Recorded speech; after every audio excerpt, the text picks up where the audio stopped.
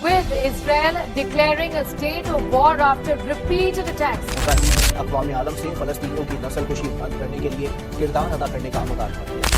Has suffered its heaviest day of Israeli airstrikes yet as its bombardment on Hamas targets intensifies. اسرائیل کی جانب سے غزہ پر حملوں میں تیزی کے بعد امریکی صدر جو بائیڈن نے اہم مغربی ممالک کے رہنماؤں سے ٹیلی فون پر رابطہ کر لیا.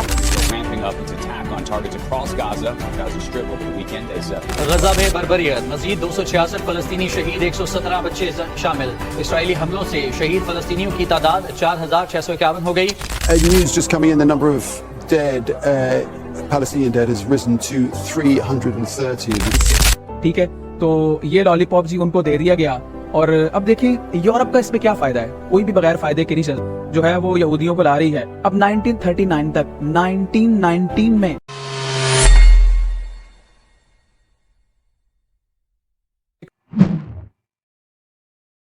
دیکھنے والے اور سننے والے تمام معزز ناظرین و سامعین بہن بھائیوں کو السلام علیکم ورحمۃ اللہ وبرکاتہ. آج اس ٹاپک پہ میں آپ لوگوں کے ساتھ گفتگو کروں گا. وہ دنیا کے سب سے زیادہ کنٹروورشنل ٹاپک میں سے ایک ٹاپک ہے, اور میں زیادہ تر کوشش کروں گا کہ میں فگر اینڈ فیکٹس پہ بات کروں, اور میں زیادہ سے زیادہ حقائق پر سے پردہ اٹھانے کی کوشش کروں تاکہ سب کو کچھ نہ کچھ فائدہ ہو, اور ہم کو ایز اے مسلم ہمیں ایک تاریخ کا پتہ چل جائے. دیکھیں آج کل اسرائیل اور فلسطین کی جنگ چل رہی ہے.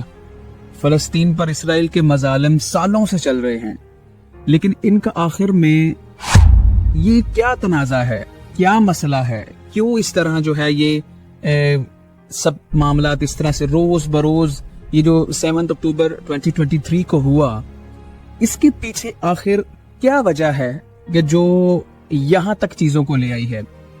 سب سے پہلے تو آپ نے میری ویڈیو کو کمپلیٹ دیکھنا ہے, کہیں سے کٹ نہیں کرنا, تاکہ آپ کو پوری ہسٹری کی سمجھ آ جائے. تاکہ پہلے میں اس چیز کی ہسٹری سے آپ کو آگاہ کرنے کی کوشش کروں گا کہ آخر یہ سارے معاملات کیا ہیں, اور اس کے بعد ہم لوگ اس جنگ پر کچھ دیر بات کریں گے. میں ایز اے مسلم بھی ایک پیغام دوں گا, کیونکہ وہ کہتے ہیں کہ ظالم اور ظلم کے خلاف چپ رہنا بھی ظالم اور ظلم کی حمایت کہلاتا ہے. اور نبی پاک صلی اللہ علیہ وسلم کی حدیث ہے کہ جب ظالم ظلم کر رہا ہے تو تم اسے ہاتھ سے روکو, ہاتھ سے نہیں روک سکتے تو زبان سے روکو. یعنی کہ یہ نہ ہو کہ تم اسے روک نہیں رہے اور اللہ کا عذاب تم پر آ جائے. تو ہم ایک قسم کا جہاد ہی کرنے لگے ہیں. ہر انسان, ہر بندہ اپنے دائرے اختیار کے اندر رہ کر ہی کچھ نہ کچھ کر سکتا ہے. تو میں اس موقع پر چپ نہیں رہ سکا. سب سے پہلے تو میں نے مختلف لوگوں کے ویوز سنے. ہر بندے کا اپنا ایک ویو ہوتا ہے جی, یہ سب غیر قانونی ہے یا جو بھی ہے. مطلب میں سب کو چیزوں کو ڈسکس کروں گا. سب سے پہلے میں آپ لوگوں کے ساتھ ایک تاریخ ڈسکس کرنا چاہتا ہوں کہ تاریخ کیا ہے, کس وجہ سے یہ معاملات یہاں پر آئے ہوئے ہیں. اس کے بعد ہم جو ہے نا وہ دوسری باتوں پر بھی بات کریں گے. تو لہٰذا آپ نے میری ویڈیو کو کہیں سے بھی کٹ نہیں کرنا, ساری ویڈیو تفصیل سے دیکھنی ہے تاکہ آپ کو پورا معاملہ اور معاملہ سمجھ آ جائے. دیکھیں جی, فرسٹ ورلڈ وار سے پہلے فلسطین کا آپس میں کوئی مسئلہ نہیں تھا, یہ کسی قسم کا کوئی پرابلم نہیں تھا. مسلم کمیونٹی ہو گئی, جوش کمیونٹی ہو گئی, کرسچن کمیونٹی ہو گئی, یہ سب لوگ ایک جگہ پر رہتے تھے اور خوش بخوش تھے. کوئی مسئلہ مسائل نہیں تھا, کوئی لڑائی جھگڑا نہیں تھا, کوئی جنگ نہیں تھی, اور سلطنت عثمانیہ کا دور حکومت تھا اور سب لوگ خوشحال تھے. اب جی کیا ہوا, سب سے پہلے تو کچھ عرب لوگ ایسے تھے کہ جو سلطنت عثمانیہ سے بہت زیادہ تنگ تھے. وہ ان کے اصولوں سے, قانون سے بس جان چھڑوانا چاہتے تھے. یہ لوگ جا کر ملے ہیں برٹش گورنمنٹ سے. انہوں نے ان کو کہا جی ہم سلطنت عثمانیہ سے خلاصی چاہتے ہیں, ان کے اصولوں سے بہت تنگ ہیں. اب برٹش گورنمنٹ نے ان کو اٹھا کر ایک لالی پاپ دیا ہے. انہوں نے کہا جی آپ سلطنت عثمانیہ میں جنگ میں, سلطنت عثمانیہ کے خلاف جنگ میں آپ ہم لوگوں کا ساتھ دیں, ہم آپ کو ایک علیحدہ ملک بنا دیں گے. ٹھیک ہے, اور یہی لالی پاپ برٹش گورنمنٹ نے اٹھا کے جو یورپین جوش تھے ان کو بھی جو ہے نا وہ دے دیا کہ جی آپ کو ہم فلسطین میں ایک علیحدہ ملک بنا کر دیں گے. کیونکہ یہ یہودی لوگ جو جوش کمیونٹی ہے یہ شروع سے ہی ان کا کوئی اپنا ملک نہیں رہا, کوئی اپنا علاقہ, کوئی ایریا, کوئی اسٹیٹ نہیں رہی. یہ جہاں بھی رہے ہیں یہ مائنورٹی کہلائے ہیں. تو لہٰذا یورپ والے جو یہودی تھے, جو جوش کمیونٹی وہاں پر رہتی تھی, وہ آلریڈی بہت زیادہ تنگ تھی. کیونکہ عیسائی ان کو ایک نظر بھی برداشت نہیں کرتے تھے. اتنی نفرت کی نگاہ سے دیکھا جاتا تھا ان کو کہ قتل بھی کر دیے جاتے تھے. اس کی وجہ یہ تھی کہ جیوش کمیونٹی جو ہے نا, عیسائیوں کو یہ لگتا تھا کہ جیزس کرائسٹ ان کی وجہ سے جو ہے نا انہوں نے مارا ہے ان کو. تو بہت زیادہ حقارت اور اتنا جینا مشکل ہوا تھا جیوش کمیونٹی کا یورپ میں بھی. تو یورپ میں رہنے والے جو جیوش ہیں, برٹش گورنمنٹ نے اٹھا کر ان کو بھی لالی پاپ دے دیا. حالانکہ اس تحریک کا آغاز 1867 میں ایک جیوش ایکٹیوسٹ تھا تھیوڈور ہرزل. اس نے جو ہے وہ مطلب کہ یہ مشن سٹارٹ کیا, ہم فلسطین میں جائیں گے کیونکہ وہ ہولی پلیس ہے, وہاں پر جا کر ہم اپنی ایک ملک بنائیں گے. اس نے ایک بک بھی لکھی جس کا انگلش میں اگر ٹرانسلیٹ کیجیے تو اس کا مطلب بنتا ہے دا اسٹیٹ آف اسرائیل. تو اس کے بعد جو ہے اس نے سب لوگوں کو یہ کہا جی یورپ میں رہنے والے جو یہودی ہیں اگر یہ خوشحال رہنا چاہتے ہیں تو ان کو فلسطین جا کر اپنی ایک ریاست بنانا پڑے گی.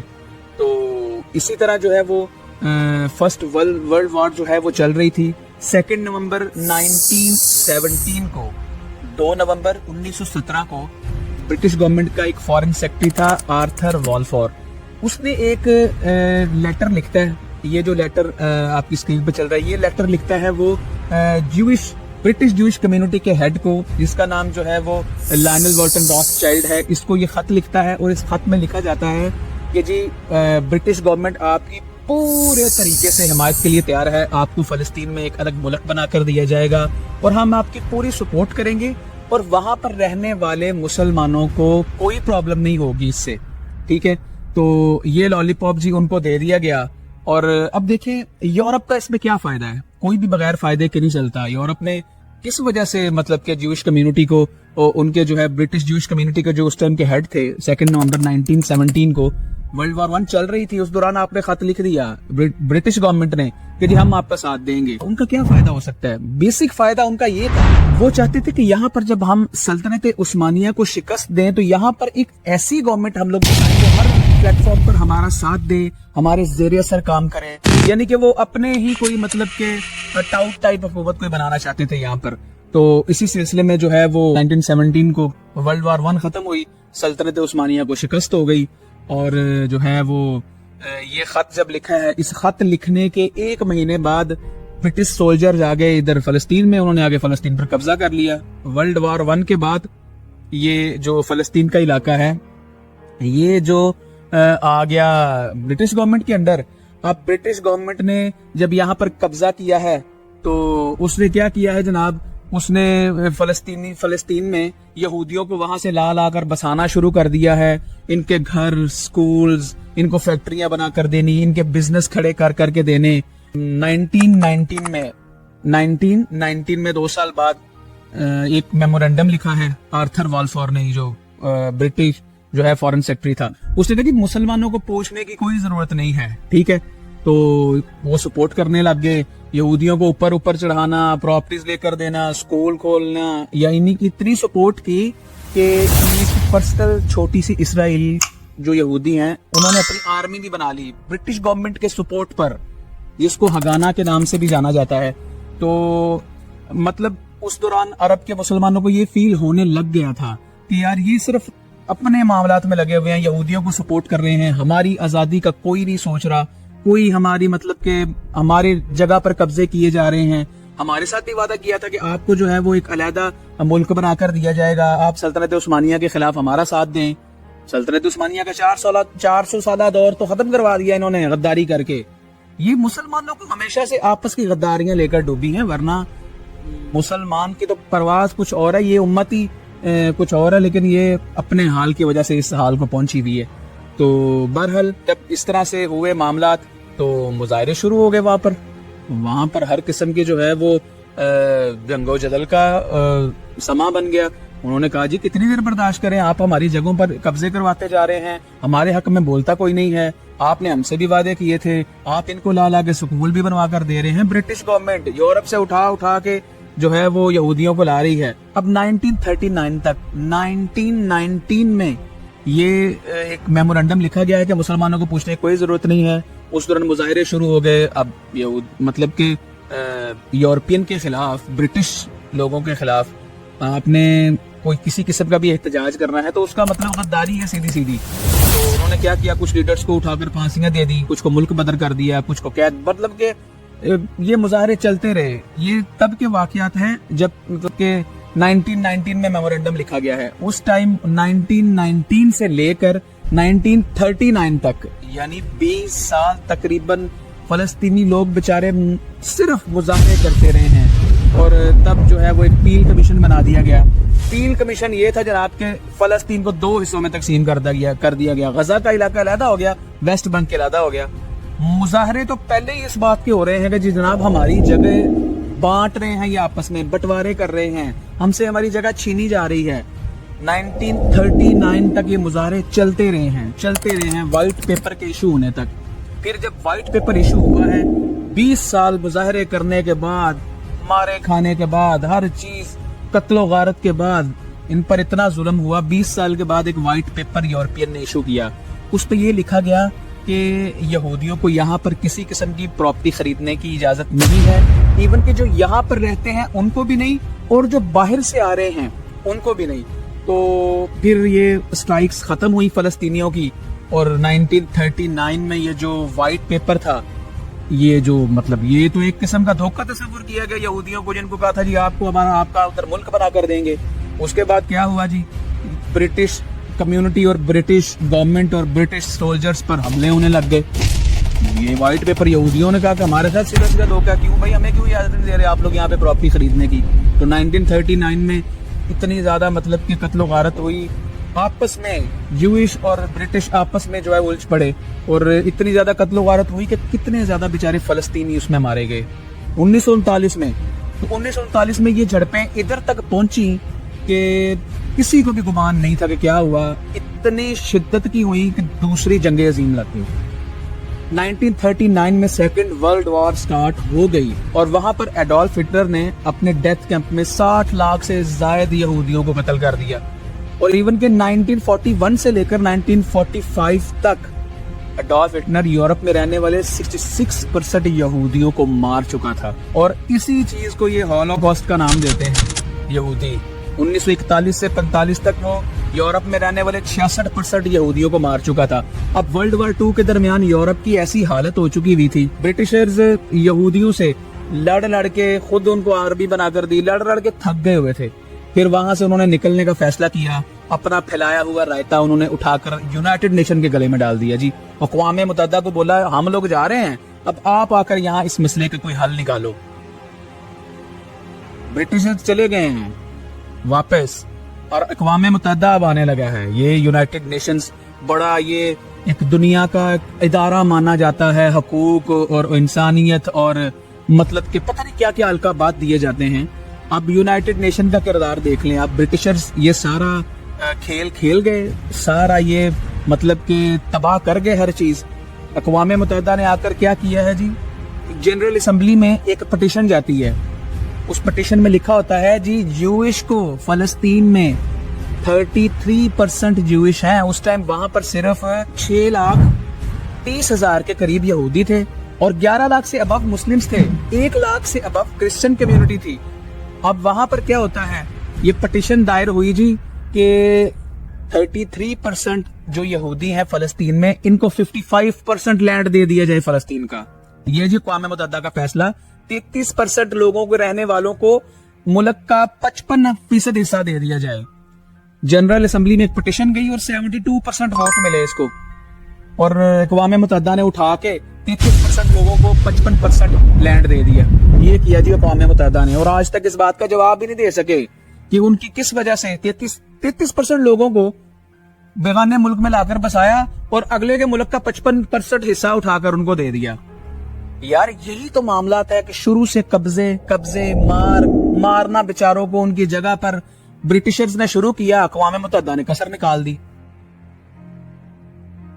اور کیا ہوا آخر 14 مئی 1948 کو, جو وہاں پہ ڈیوڈ بن کوریون تھے, آلریڈی انہوں نے آفیشلی اسرائیل کو اناؤنس کر دیا, اور جو ہے وہ پہلے آفیشل پی ایم بن گئے.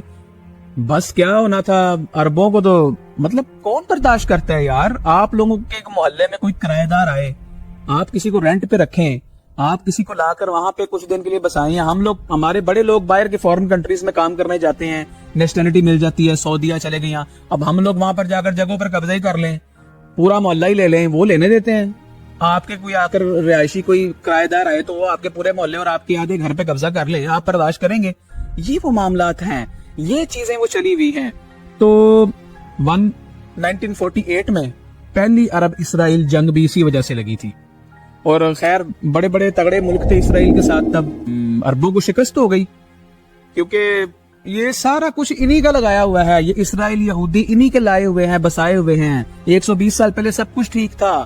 یہ سب کچھ برٹشرز نے کیا اور رہی کئی کسر جو ہے وہ اقوام متحدہ نے پوری کر دی, جس کو یونائٹڈ نیشنز کہا جاتا ہے. جی آج تک اس بات کا سوال کا جواب نہیں دے سکی کہ 33% منورٹیز کو 55% لینڈ کا حصہ کیسے دے دیا گیا. اور یہ میں نے جتنے آپ کو فیکٹس اینڈ فیگرز بتائے ہیں نا, کہ تب 33% کتنے یہودی تھے, میں نے آپ کو جو بتائے ہیں کہ 6,80,000 یہودی تھے, یہ سارے فیگرز اینڈ فیکٹس آلریڈی ایک جوئش ڈیموگرافر تھا, مطلب کہ اٹالین جوئش ڈیموگرافر تھا سینکیو ڈیلا, یہ اس کے دیے ہوئے ہیں, اس کے مطابق ایک جوئش کے مطابق یہ سارے میں آپ کو جو ہے نا وہ کوٹ کر کے بتا رہا ہوں. اسی طرح 1967 میں ایک اور عرب اسرائیل جنگ ہوئی اسی معاملے پہ, اور اس دوران پھر رہی کئی کسر بھی پوری ہو گئی. غزہ کے بھی کچھ حصے پہ حملہ ہو گیا, اور ویسٹ بینک کا بھی کچھ بہت سے علاقے جو ہیں وہ فلسطین کے ہاتھ سے نکل گئے. یعنی کہ تب یہ معاملہ تھا کہ یونائٹڈ نیشن کا جو 1947 میں جو میپ بنایا ہوا تھا نا, یہ جو آپ کو میپ نظر آ رہا ہے 1947 میں کیا سچویشن ہے, کتنا فلسطین ہے, سارے فلسطین ہے. 1947 کے بعد کیا ہوا جی, یہ تمام ایریا آپ دیکھ سکتے ہیں. اور 1967 کی جنگ کے بعد کہیں بھی کچھ نظر نہیں آ رہا, صرف اسرائیل نظر آ رہا ہے. یعنی کہ ہر حصے پر قبضہ کر لیا, مصر کے بھی کچھ حصے قبضے میں لے لیے. پھر جو ہے وہ اس کے بعد فلسطین کی اپنی ایک آرمی بنی, ایک تنظیم بنی PLO, جس کو پیلسٹائن لبریشن آرگنائزیشن کہتے ہیں. اس نے مطلب کہ وہ صرف فلسطین کے حقوق کے لیے جنگ کرتی تھی, اس کو بھی دہشت گرد تنظیم قرار دے دیا گیا. اور 1974 میں ویسے اس کو آفیشلی ریکگنائز کر لیا گیا. اس کے بعد 1979 میں مصر اور اسرائیل کے درمیان پیس ٹاک ہو گئے, اور ماشاءاللہ مبارک ہو جی, مسلمانوں کا پہلا ملک مصر ہی تھا جس نے اسرائیل کو ریکگنائز کیا تھا آفیشلی 1979 میں. اس کے بعد جی کیا ہوا, 1992 کو یاسر عرفات صاحب آتے ہیں, وہ بھی آ کر آفیشلی جو ہے وہ بھی اسرائیل کو ریکگنائز کر لیتے ہیں. پھر یہ جس کو آج ہم لوگ حماس کے نام سے جانتے ہیں نا, یہی حماس ایک آلریڈی پیلسٹائن کا ملیٹنٹ ونگ ہے. یہ کہتا ہے جی ہم نے کسی صورت بھی جو ہے نا وہ اسرائیل کو کسی صورت بھی ریکگنائز نہیں کرنا. یار یہ قابض لوگ ہیں, ہماری جگہوں پر قبضے کیے گئے ہیں, ہمارے لوگ مارے گئے ہیں, یہ تو آ کر قبضہ کیا ہوا ہے. یہ پھر وہاں سے حماس علیحدہ ہوتا ہے, اور تنگ آمد بجنگ آمد یہ جو 7 اکتوبر 2023 کو ہوا, یہ سب کچھ اس بات کا ہی نتیجہ ہے کہ یہ شروع سے قابض رہے ہیں. اس صہیونیوں نے یہاں تک کیا ہے کہ اپنے پرائم منسٹر, ملک کے پرائم منسٹر کو 1995 میں اپنے ہی ملک کے پرائم منسٹر کو اڑا کے رکھ دیا, مار دیا تھا انہوں نے. 2006 میں پھر حماس جیتا, الیکشن پہ کھڑے ہوئے. اس کے بعد سے پھر آج تک یہ معاملات چلتے آئے ہیں. آپ سمجھ رہے ہیں کہ 7 اکتوبر 2023 کو جو شروع ہوا, یہ 1917 کو شروع ہوا تھا. میں نے آپ کو یہ ساری چیزیں اس لیے بتائی ہیں کہ یہ برٹشرز نے کہاں سے لے کر چلے, کہاں سے یہودیوں کو لا کے یہاں پر بسایا, سب کچھ وہ انہوں نے کروایا, اور اینڈ پہ یونائٹڈ نیشن کے گلے میں ڈالا, اور یونائٹڈ نیشن نے 33% لوگوں کو اٹھا کر لینڈ کا 55% حصہ دے دیا. اب یہاں پر آپ کیا کہیں گے, یہ سب لوگ ان کا کیا دھرا ہے. اور اب یہ جو کچھ ہو رہا ہے, موسٹلی لوگ کہہ دیتے ہیں جی conflict between the Israel and Palestine. یار this is not a conflict. What is the actual meaning of conflict? آپ سب سے پہلے یہ سمجھے کانفلکٹ کس کو کہتے ہیں. The conflict meaning is that which country have same equal powers and rights. Other one side is a nuclear state and the next one is that country does not have even own army and weapons. Yaar how we call it?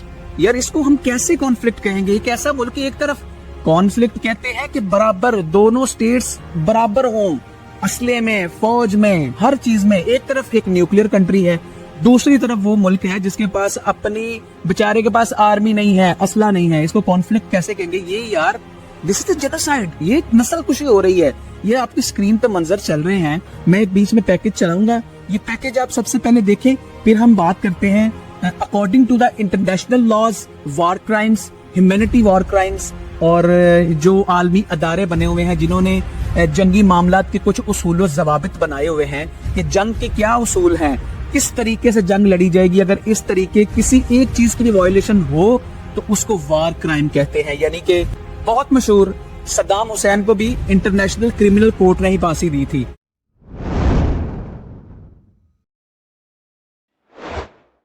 War crimes क्या होते हैं, ये किस तरह से international laws में involve हुए हैं, ये किस तरह से सब कुछ तरतीब दिया गया है, इंटरनेशनली अदारे इसके मुतल्लिक क्या कहते हैं, मतलब कि एक वॉर क्राइम किस तरह से देखता है कि जब दो मुल्कों की आपस में जंग हो तो उसको उन दोनों फरीकैन को किस किस्म के कवानीन को फॉलो करना, और वो उसको हर किस्म में मानने के पाबंद होंगे, उस जंग में क्या परमिटेड है क्या परमिटेड नहीं है। ये तमाम तर मामलात जो हैं ये वॉर क्राइम्स होते हैं, एक जंगी जराइम होते हैं। आपने सब कुछ देख लिया है। अब जंगी जराइम और इनके उसूल और कवानीन को बनाने के लिए सबसे पहले हम जिस इदारे की तरफ जाते हैं, जनीवा कन्वेंशन को देखते हैं। जनीवा कन्वेंशन क्या है? ये जो रूल्स होते हैं ये दोनों पार्टीज को बताते हैं कि जंग में ये करना होगा और ये आपको जो है वो बिल्कुल आप इसके अगेंस्ट नहीं जा सकते, इस रूल को आप वायलेट नहीं कर सकते। आपने सब कुछ देख लिया है। अब हम जो है वो सबसे पहले जनीवा कन्वेंशन की तरफ चलते हैं। जनीवा कन्वेंशन क्या है? जनीवा कन्वेंशन सबसे पहले तो मैं आपको बताता चलूं कि स्विट्जरलैंड का एक शहर है जनीवा।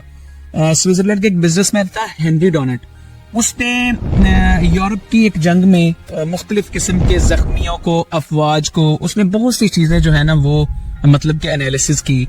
उसने देखा जी कि ये जो जख्मी है इनको भी इमदाद मिलनी चाहिए, फौज होगी या सिविलियंस हो गए जो इस जंग का हिस्सा नहीं है, इनको भी किसी तरीके से इनके भी कुछ हकूक होने चाहिए, इनको भी हॉस्पिटलाइज करना चाहिए। उसने फिर इसके ऊपर एक बुक लिखी और बुक लिखकर उसने भेजी जो है वो यूनाइटेड नेशन को। वहां पर 8 से 12 कंट्रीज के लोग उन्होंने पढ़ी, इस पर मुत्तफिक भी हुए। फिर एक रेड क्रॉस सोसाइटी बनाई गई 1863 में हेनरी डोनेट ने, जिस रेड क्रॉस सोसाइटी दुनिया की ह्यूमैनिटेरियन सोसाइटी है, बहुत मशहूर सोसाइटी है, जिसको ICRC के नाम से भी जाना जाता है, international community of red cross. तो उसके तहत जो है फिर कुछ उसूलों, ज़वाबित और कवानीन बनाए गए जंगों के। मुख्तलिफ किस्म के कन्वेंशंस हुए हैं, अग्रीमेंट्स हुए हैं 1864 से लेकर 1949 तक। इन सब एग्रीमेंट्स को जो जंगों के लिए उसूल व ज़वाबित बनाए गए, इसको जनीवा कन्वेंशन कहते हैं। तो उसके 3 अहम जो हैं वो अदर प्रोटोकॉल्स भी हैं जनीवा कन्वेंशन के, लेकिन according to the जनीवा convention article 147 क्या कहता है? उसमें वो कहता है कि जी मुख्तलिफ शिक्के बनाई गई हैं। वो शिक्के मैं आपको बताता चलूं कि कौन सी हैं, अगर वो वायलेट हुई तो वॉर क्राइम कहलाया जाएगा, ये जंगी जराइम होगा जिसके ऊपर सद्दाम हुसैन को लटका दिया गया था। According to the article 147 जनीवा convention ये कहता है जी ऐसा कब्जा शुदा इलाका जो मतलब आपने जंग में कब्जा किया हो, आप उसके लोगों को मतलब कि उन पर जुल्म ज्यादती नहीं कर सकते, मार नहीं सकते, उनको किसी किस्म का तशद्दुद नहीं कर सकते, और किसी भी प्रॉपर्टी पे आप इनलीगली कब्जा नहीं कर सकते। जो आपके पास जंगी हॉस्टेजेस हैं, आप उनको पेश की इतला दिए बगैर फांसी नहीं दे सकते, आप इसमत दरी नहीं कर सकते, आप मतलब किसी किस्म का कोई तशद्दुद नहीं कर सकते। आपके सामने क्या कुछ हुआ है, बच्चों, बड़ों, औरतों, सबका फर्क किए बगैर हर चीज की गई है। आर्टिकल 147 धज्जियां उड़ा दी हैं इसराइल ने जनीवा कन्वेंशन की। आर्टिकल 14 देखें, आर्टिकल 18 देखें, ये भी यही है कि दोनों फरीकैन को ये उनकी जिम्मेदारी होगी कि हॉस्पिटल्स को प्रोटेक्ट करें, जख्मियों को प्रोटेक्ट करें, इनको बचाएं, हॉस्पिटल को मतलब कि एक खुद से सिक्योरिटी फराम करें कि वहां पर जख्मी है, यहाँ पर तो हॉस्पिटल उड़ा दिया गया है। और इसी जनीवा कन्वेंशन में कुछ शिक्के ऐसी शामिल की गई हैं 1972 और 1993 में, जिसमें ये क्लियर कट कह दिया गया है कि बायोलॉजिकल कीमियाई हथियार लोगों पर आप टेस्ट नहीं कर सकते। फास्फोरस बम चलाए जा रहे हैं। और जनीवा कन्वेंशन के जो बानी थे हेनरी डोनेट साहब, 1901 में इनको नोबेल प्राइज दिया गया है, ह्यूमैनिटी का नोबेल प्राइज ह्यूमैनिटेरियन सोसाइटी बनाने पर। یہ جنیوا کنونشن کی تو اسرائیل نے دھجیاں اڑا دی ہیں. جنیوا کنونشن کہاں پر ہے؟ میں جنیوا کنونشن والوں سے بھی یہ سوال کرتا ہوں کہ یہ عالمی ادارہ کہاں پر ہے؟ سارے جو بھی انہوں نے ایک اگریمنٹس اور ایک وار کرائم کے لاز بنائے ہوئے ہیں سب وائلٹ ہو گئے ہیں. سیکنڈ نمبر پر آتا ہے جی ICC, انٹرنیشنل کرمنل کورٹ, جو کہ 2002 میں جناب اس کا جنم ہوا ہے. اب ہم دیکھ لیتے ہیں کہ انٹرنیشنل کرمنل کورٹ کیا کہتا ہے. According to the international criminal court article 7 اس کی 3 اہم پرنسپلز ہیں, اور جورسٹ کہتے ہیں جو قاضی حضرات ہیں کہ اگر کسی بھی پرنسپل کی وائلیشن ہوتی ہے تو یہ وار کرائم کہلایا جاتا ہے. آپ کو میں ایک اور بات بتاتا چلوں, اسرائیل انٹرنیشنل کرمنل کورٹ کو نہیں مانتا, یہ آلریڈی اس کا ممبر بھی نہیں ہے. امریکہ بھی اس کا ممبر نہیں ہے. ٹرمپ پر انہوں نے جو ہے وہ پابندی لگانے کی کوشش کی, بائیڈن نے آگے اڑا کر رکھ دیا. یہ ایک مثال بھی ہے کہ دنیا کی طاقتور ریاستیں اور پولیٹیکل لیڈرز اور پولیٹیکل کنٹریز ہیں نا, جو یہ نظام ان عدالتوں کے یہ سارے مطلب کہ یہ ادارے ان کے آگے بے بس ہیں, یہ کچھ نہیں کر سکتے, یہ صرف ہم لوگوں کے اوپر مسلط کیے گئے ہیں. اب دیکھ لیں ICC international criminal court according to the article 7 اور اس کے 3 اہم principles. The first one is distinction, the second is proportionality, third precaution.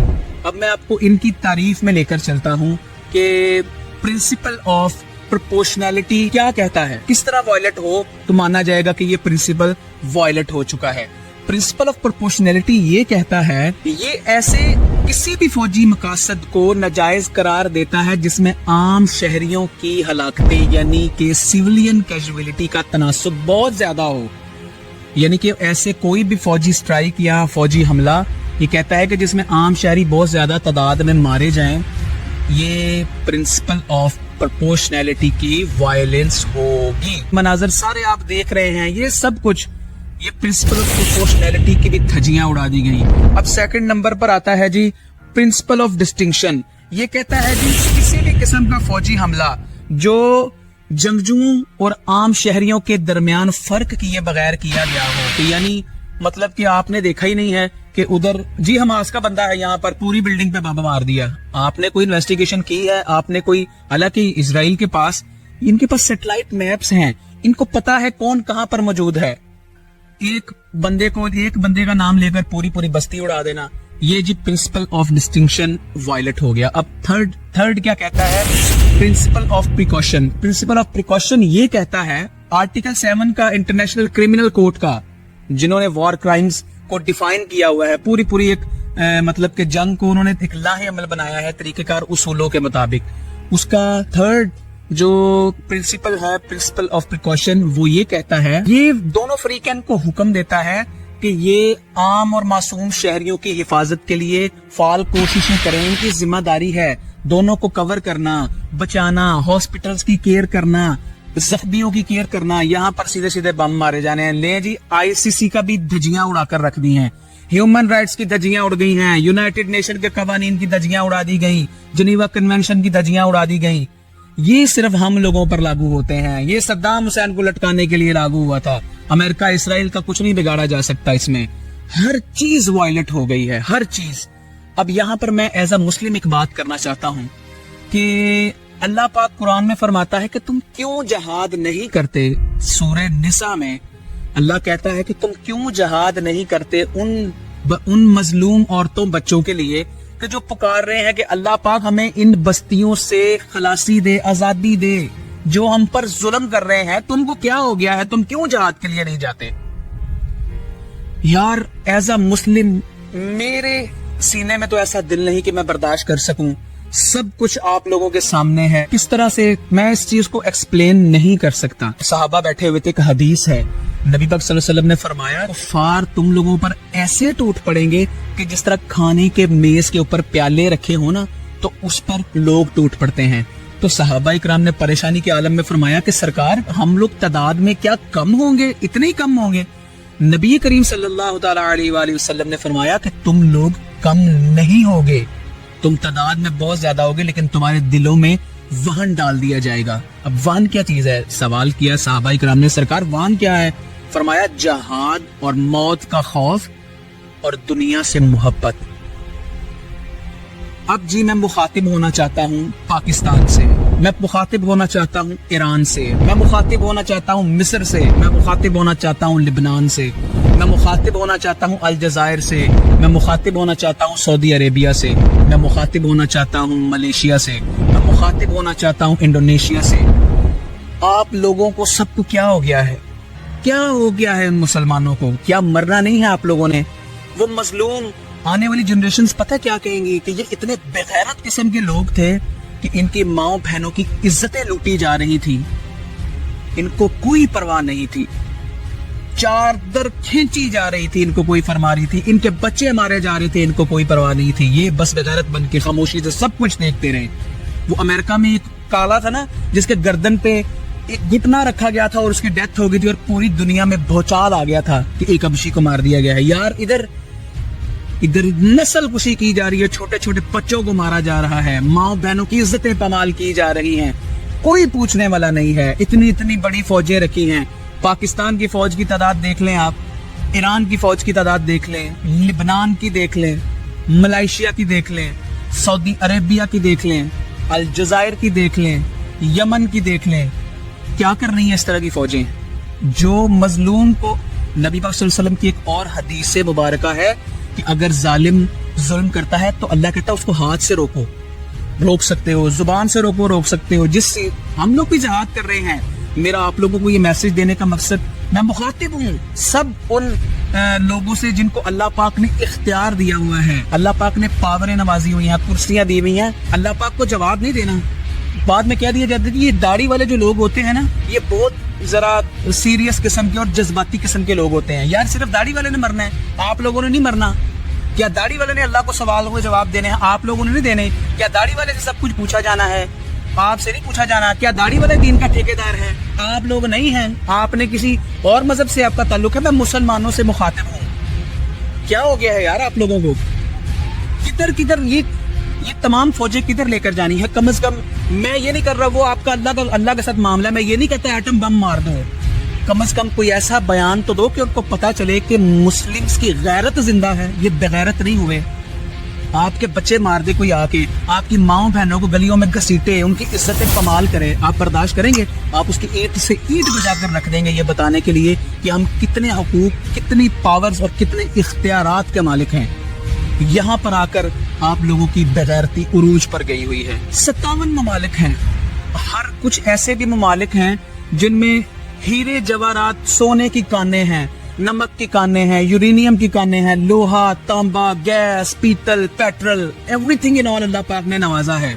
لیکن پھر بھی ہم اپنے مسلمان ممالک کی ایک دوسرے کی مدد نہیں کر سکتے. یہ 120 سال پہلے جو سب کچھ ان گوروں کا کیا دھرا ہے نا, ہم کو اتنا مفلوج کر دیا ہوا ہے کہ امت مسلمہ کے حق میں کھڑی نہیں ہو سکتی. یہ آپ یہ دیکھیں, یہ کس طرح سے جو بائیڈن آ کر اس کو مل رہا ہے اور پوری دنیا کو میسج دے رہا ہے نیتنیاہو سے مل کے کہ میں اس کے ساتھ کھڑا ہوا ہوں. یہ ذرا سنیں کیا کہا جا رہا ہے. یہ وزیر خارجہ امریکہ کا ہنری کلنٹن کیا کہہ رہا ہے؟ یہ کہہ رہا ہے جی میں ایک یہودی not only as the United States Secretary of State but also as a Jew. یہ کہہ رہا ہے جی میں ایک یہودی کے طور پر یہاں پر آیا ہوں. یہ یو کے کا پریزیڈنٹ دیکھیں جہاز بھر کر جنگی سامان لے کر آیا ہے. یہ وہ ایک دوسرے کا ساتھ دے رہے ہیں.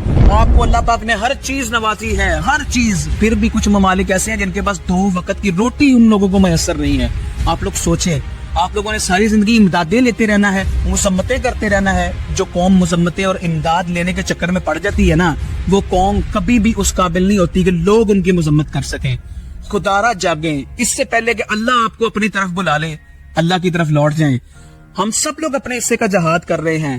میں جتنا میں کر سکتا ہوں, میں اس ٹاپک پہ خاموش نہیں رہ سکتا تھا. خاموش رہنا بھی جو ہے وہ ظلم اور ظالم کی حمایت کے مترادف ہوگا. میں آپ لوگوں کو جھنجھوڑ رہا ہوں, خدا را امت مسلمہ کے لیے کچھ کریں.